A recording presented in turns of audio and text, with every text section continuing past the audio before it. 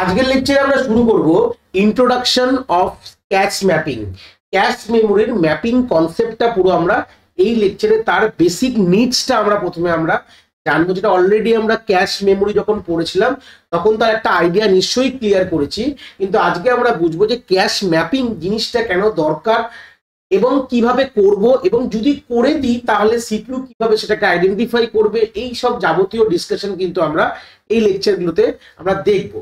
দেখে নাও, এখানে তোমাকে একটা আমি মেমোরি হায়ারার্কি একটা ছবি আমি স্ক্রিনে তোমায় দেখাচ্ছি, যেখানে প্রথমে রয়েছে একটা হার্ড ডিস্ক। আমরা তোমার বাঁ দিক থেকে ডান দিকের যদি সব থেকে শেষের মেমোরিটা হচ্ছে একটা হার্ড ডিস্ক, তারপরে রয়েছে র্যাম, এবং তারপরে আমরা এখানে ছবি এঁকে যেটা বলতে পারো এটাকে আমাদের প্রসেসর বলতে পারো বা মাইক্রো প্রসেসর যাই বলতে পারো। প্রসেসরের মধ্যে আমাদের একটা পোর্শনে রয়েছে হচ্ছে সিপিইউ, আর তার মধ্যে রয়েছে হচ্ছে ক্যাচ লিখেছি, এটা ক্যাশ মেমোরি হবে। ক্যাশ মেমোরি আমাদের এর মধ্যে রয়েছে। এই হচ্ছে বেসিক গল্প, এটা হচ্ছে পুরো আইডিয়াল স্ট্রাকচারটা আমি দিয়েছি।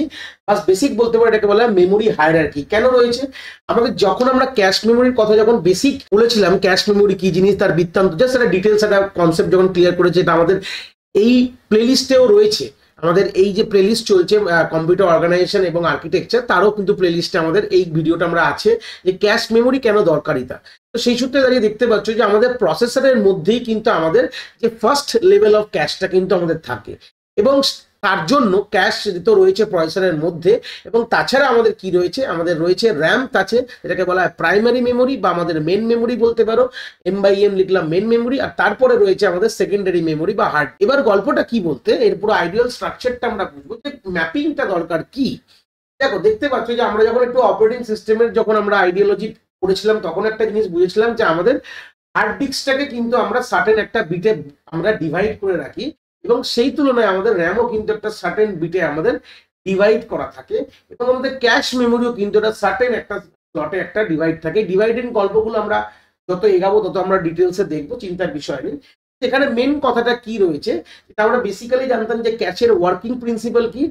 এইসব জিনিসগুলো বা যেসব আইটেমস বা ডেটা বা ব্লক যাই বলো না কেন মেমোরির খুব ফ্রিকোয়েন্টলি সিপিইউ অ্যাক্সেস করে, সেগুলোকে আমরা ক্যাশ মেমোরির মধ্যে তুলে রাখি। কেন ক্যাশ মেমোরি দরকার সেটা তো আমরা একটা আইডিয়া ক্লিয়ার করেছি, যে ক্যাশ মেমোরির যে ওয়ার্কিং স্পিড কিন্তু অনেকটা বেশি। সিম্পল যদি বলে থাকতে পারি, আমাদের যদি ক্যাশ মেমোরির যদি ওয়ার্কিং স্পিডের জাস্ট আমি হাইপোথেটিক্যাল এক্সাম্পল দিয়ে বলি যে এক্স স্পিডে যদি কাজ করে, তাহলে র্যাম কিন্তু x/2 স্পিডে কাজ করবে, আর হার্ড ডিস্ক কিন্তু x/4 স্পিডে কাজ করে। তার মানে সব থেকে স্লোয়েস্ট কনসেপ্ট হচ্ছে কিন্তু আমাদের হার্ড ডিস্কের কথা কিন্তু এখান থেকে রয়েছে।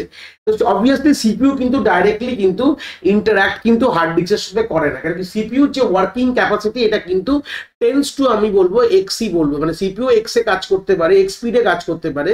আর আমাদের ক্যাশ মেমোরিও টেন্স টু তা আমি বলতে পারি যে সিপিইউ স্পিডে কিন্তু কাজ করার মতন ক্ষমতা কিন্তু আমাদের ক্যাশ মেমোরি রয়েছে। যখন ক্যাশ মেমোরিতে সিম্পল কথা বলতে, যখন আমাদের ক্যাশ মেমোরিতে যেগুলো ফ্রিকোয়েন্টলি আমাদের যে আইটেমস গুলো বলতে পারো বা ডেটাস গুলো বলতে পারো বা ইনস্ট্রাকশন বলতে পারো, এটা ক্যাশ মেমোরি থেকে ক্যাশ মেমোরির মধ্যে কিন্তু আমাদের রাখা হয়।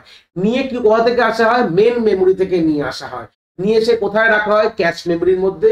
আর এই সিনারিওটাকে কি বলা হয়, আমরা বলেছিলাম যেটাকে বলা হয় রেফারেন্স অফ লোকালিটি বলা হয়, যেখানে আমাদের মেন মেমোরি থেকে তুলে এনে আমাদের ক্যাশ মেমোরিতে যেগুলো ফ্রিকোয়েন্টলি নিড আইটেমস গুলোকে কিন্তু আমরা ক্যাশ মেমোরির মধ্যে তুলে রাখি। এবার মেইনলি ডিল, এবার যখন আমরা ক্যাশ ম্যাপিং কথাটার মানে হচ্ছে, এখান থেকে নামটা ক্লিয়ার হবে, মেন মেমোরির কোন পোর্শনটা উঠে কোন ক্যাশের কোথায় বসবে সেইটাকে বলা হচ্ছে ক্যাশ ম্যাপিং। মেন মেমোরির দেখতে পাচ্ছ কোন পোর্শনটাকে উঠে ক্যাশের কোন পোর্শনে বসবে, এই জিনিসটাকে বলা হচ্ছে আমাদের ক্যাশ ম্যাপিং কনসেপ্ট। কেন ম্যাপ তো করতেই হবে, আমরা জানি যেহেতু আমাদের ক্যাশ মেমোরিতে আমরা সবসময় ফ্রিকোয়েন্টলি আইটেমগুলো কেন রাখি, মানে মোটামুটি আমাদের কি অ্যাক্সেস স্পিডটা কিন্তু যাতে আমাদের তাড়াতাড়ি হয়, মানে সিপিইউ যেটা দরকার সেটা যদি ক্যাশ মেমোরি দিকে চলে যায়, মানে ক্যাশ মেমোরি থেকেই পাওয়া যায়, তাহলে সেটাকে বলবো আমরা খুব তাড়াতাড়ি অ্যাক্সেস করতে পারবে সিপিইউ। আমাদের কিন্তু প্রসেসিং স্পিডটা অনেকটা কিন্তু মানে টাইম বলতে প্রসেসিং টাইম কিন্তু অনেকটা কিন্তু আমাদের কমে যাবে, মানে খুব তাড়াতাড়ি কাজটা হতে পারবে।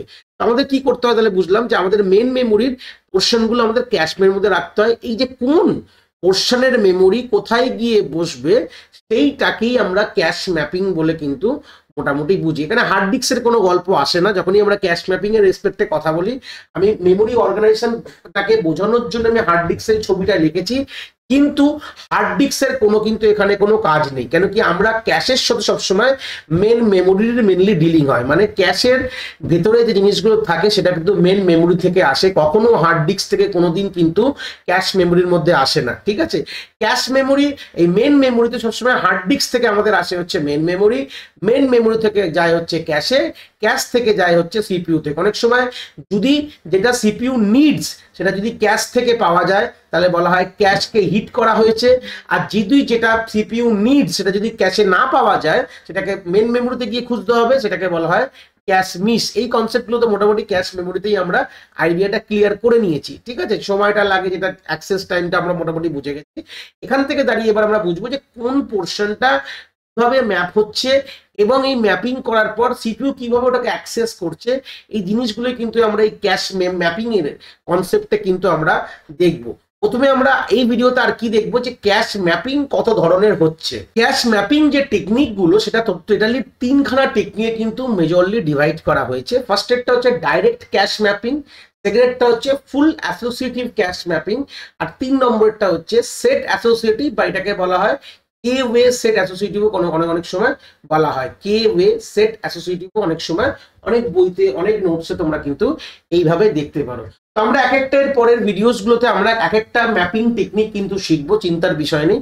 এই লেকচারটা শুধু ইন্ট্রোডাক্টরি এবং আমাদের মেমোরির কিছু কথা আমরা এখান থেকে জানবো, ওই জেনে ওই জিনিসগুলোকে মোটামুটি ক্লিয়ার করবো। কিন্তু এর পর থেকে যতগুলো ভিডিওস আমাদের ম্যাপিং এর ওপর আসবে তখন কিন্তু আমরা ওই কনসেপ্ট গুলোকেই কিন্তু ক্লিয়ার করবো, বেসিক কথা ওই কনসেপ্ট গুলোকেই ক্লিয়ার করে কিন্তু আমরা চলতে থাকবো। সেই জন্য এই লেকচারে মেমোরির বেসিক কিছু কথা, ক্যাশের বেসিক কিছু কথা থাকবে, যেটা পরবর্তীকালে আমাদের ম্যাপিং ক্ষেত্রে কাজে লাগবে, সেটা কিন্তু আমি এই লেকচারেই ক্লিয়ার করব।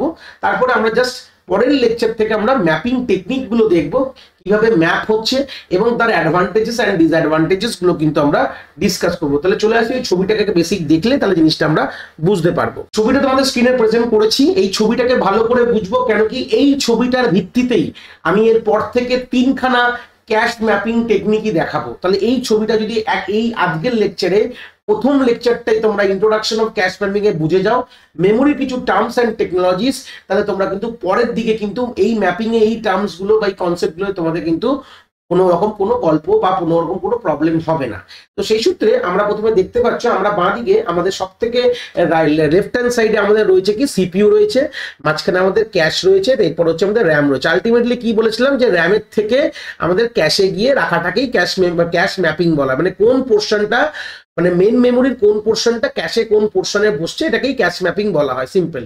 এবার এটা জানার আগে প্রথমে একটা কথা বলবো, এই র্যামটাকে প্রথমে দেখতে পাচ্ছ তোমরা, আমি কিছু B0 B1 এ কিছু লিখেছি, ভেতরে কি W0 W1 লিখেছি, এইগুলো কি জিনিসটা একটু ক্লিয়ার করবো। দেখো আমাদের বলা হয় যখনই আমরা মেমোরির কথা বলি, মেমোরির সব থেকে স্মলেস্ট ইউনিট আমরা যেটা বলি যে আমাদের বাইট অ্যাড্রেসেবল, আমরা এই কথাটা কিন্তু অনেক সময় বলে থাকি, আমি পাশে লিখছি byte addressable memory. Byte addressable memory কথাটার মানে কি, যে আমরা মেমোরিটার যে প্রত্যেকটাই দেখতে পাচ্ছ আমাদের মেমোরিতে কি থাকে, এরকম তাক থাকে, খুব যদি ভুল না বলি এরকম তাক রয়েছে, রাখার জায়গা আমি বলি সবসময়। তো এই যে তাকটা এইটা হিসাব মতন 1 বাইট হিসাব মতন বলি আমরা, এটাকে আমরা নর্মাল যখন বলি বাইট অ্যাড্রেসেবল, মানে এটা হচ্ছে 1 বাইট ডেটা এই একটা তাকে স্টোর করে। এইবার অ্যাকচুয়ালি এরপর একটা সিনারিও একটা টার্ম আছে, যে টার্মটাকে বলা হয় ওয়ার্ড অ্যাড্রেসেবল। এই বাইটটা খুব ছোট হয়ে যায় বলে আমরা এখানে বলি একটা মেমোরি কিন্তু একটা ওয়ার্ড অ্যাড্রেসেবল, এবং এই যে প্রশ্নগুলো ক্যাশ ম্যাপিং এর যে কোনো ধরনের প্রশ্ন কিন্তু এই ওয়ার্ড অ্যাড্রেসেবল কথাটাকে মাথায় রেখেই কিন্তু। ওয়ার্ড মানে কি বলি, ওয়ার্ড কথাটার মানে হচ্ছে কালেকশনস অফ বাইট, বললাম collections of 1 or more byte. তাহলে এখান থেকে আমাদের ওয়ার্ডের ডেফিনেশনটা ক্লিয়ার হয়ে গেল। তা আমরা বলতে পারি এখানে এটাও লিখতে পারি যে 1 ওয়ার্ড ইজ ইকুয়াল টু 1 বাইটও বলতে পারি, বা মোর দ্যান 1 বাইটও কিন্তু হতে পারে। এবার এটা তোমাদের প্রশ্নে বলে দেওয়া থাকবে, চিন্তার বিষয় নেই, যখন আমরা প্রশ্নগুলোকে সলভ করবো মোটামুটি একটা ক্লিয়ার তুমি আইডিয়া পাবে, তো সেখান থেকে একটা আইডিয়া তোমাদের চলে আসবে। তো এটা হতে পারে 1 word is equal to 1 byte, বা হতে পারে 1 word is equal to several বাইটসও হতে পারে, 2 বাইট 3 বাইটস এরকম হতে পারে। কিন্তু অ্যাকচুয়ালি কি বলছে এখান থেকে মেন প্রশ্ন চলে আসছে যে আমাদের যখন র্যাম আমরা যদি ওয়ার্ড অ্যাড্রেসেবল বলি, তাহলে আমাদের বলবো প্রথমে আমাদের কি করতে হবে, আমাদের এই র্যামটাকে আমরা ব্লকসে ডিভাইড করছি। কি বললাম, ব্লকসে ডিভাইড করি, এরকম ধরনের কিছু ব্লকসে আমাদের র্যামটাকে আমাদের এরকম ডিভিশন করা থাকে। এবার ওটা বলে দেওয়া থাকবে যে একটা ব্লকে কতগুলো ওয়ার্ড ধরতে পারে। ঠিক আছে, কি বললাম, একটা ব্লকে 1 block is equal two how many, আমি যদি বলি হাউ মেনি ওয়ার্ড, সেটা কিন্তু আমাদের প্রশ্নে বলে দেওয়া থাকবে। তুমি দেখতে পাচ্ছ এখানে আমি যদি এই আর্কিটেকচারটা বলি, এই র্যামটার মধ্যে, এই র্যামটা যেটা পাশে এঁকেছি, এখানে 128 খানা ওয়ার্ডের একটা র্যামের গল্প আমি বলেছি। ধরে নাও 1 word is equal to 1 byte, তাহলে এই র্যামটার মধ্যে কতগুলো মেমোরি সাইজ কিভাবে আমরা কখনো তো ওইভাবে মাপি না, আমরা বাইট, কিলোবাইট, মেগাবাইট, টেরাবাইট এইভাবে মাপি। তাহলে 128টা ওয়ার্ড আমি ধরে নিই, 1 ওয়ার্ড যদি 1 বাইট হয়, তাহলে এই র্যামটার সাইজ হচ্ছে 128 বাইট বলতে পারো তুমি, ঠিক আছে, সিম্পল কথা। তার মানে আমি বলতে পারছি যে আমাদের র্যামের মধ্যে কতগুলো ওয়ার্ড বা কতগুলো বাইট আছে, আমাদের 128 খানা ওয়ার্ড। আমি বলেছি 1 word is equal to 1 byte, তাহলে 128 খানা ওয়ার্ড কিন্তু রয়েছে। আর আমি এখান থেকে বলে দেবো যে এক একটা ব্লকের মধ্যে আমাদের 4টে করে ওয়ার্ড রাখতে পারবো। তাহলে 1 ব্লকের মধ্যে আমরা 4টে করে ওয়ার্ড রাখতে পারবো। তাহলে এখান থেকে বড় প্রশ্ন চলে আসবে যে কতগুলো ব্লকে মেন মেমোরি ডিভাইডেড।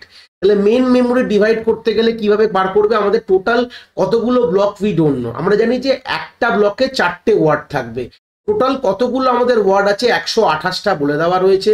128কে যদি ডিভাইড বাই 4 করি আমরা পাবো 32 খানা ব্লক কিন্তু আমরা পেয়ে গেলাম। তাহলে কি বুঝলাম, আমাদের এই মেন মেমোরি কিন্তু 32 খানা ব্লকে ডিভাইড আছে। দেখো B0 থেকে শুরু করো, ব্লক নাম্বারিং করছি, তোমরা 0 1 2 করে ভাবতে পারো, আমি B0 মানে ব্লক 0 ব্লক 1 করতে করতে ডট ডট ডট ডট দিয়ে এটা কিন্তু ব্লক 31 অব্দি আমরা রেখেছি। তাহলে 0 থেকে 31 মানে 32 খানা ব্লকে কিন্তু মেন মেমোরি ডিভাইডেড। এটা কিন্তু খুব ইম্পর্টেন্ট গল্প, এটা জেনে নাও। যে কোনো জায়গায় প্রথমেই কিন্তু আমাদের ভাতায় রাখবে যে আমাদের মেন মেমোরি কিন্তু ব্লকে ডিভাইড থাকবে, এবং এক একটা ব্লকে কতগুলো ওয়ার্ড বা কতগুলো বাইট এইভাবে প্রশ্ন দেওয়া থাকে। তোমাদের মেনলি দেওয়া থাকবে ওয়ার্ডের কথা বলা থাকবে, তাহলে কতগুলো ওয়ার্ড এক একটা ব্লকে থাকবে তোমাদের বলে দেওয়া থাকবে, ঠিক আছে।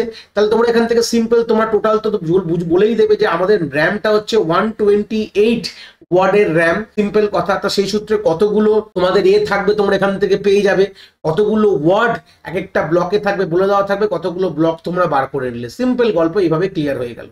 এইবার দেখো আমি এখানেও তাই এঁকেছি, দেখো W0 W1 W2 W3, তার মানে B0 ব্লকে এই 4টে ওয়ার্ড রয়েছে, এইভাবে সাজিয়েছি। তারপর W4 W5 W6 W7 কিন্তু B1 ব্লকে রয়েছে। এরকম দেখো W8 W9 W10 আর W11 যে ওয়ার্ডগুলো আমি ওয়ার্ডের নাম্বারিং করেছি সেটা কিন্তু ব্লক B2 তে রয়েছে।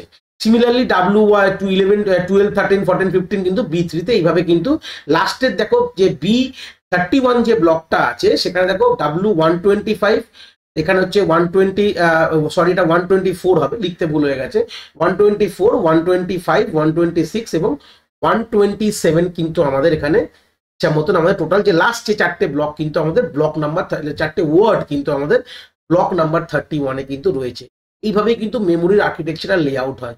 এবার গল্পটা হচ্ছে, এবার ক্যাশ কিন্তু আমাদের লাইনসে ডিভাইড হয়।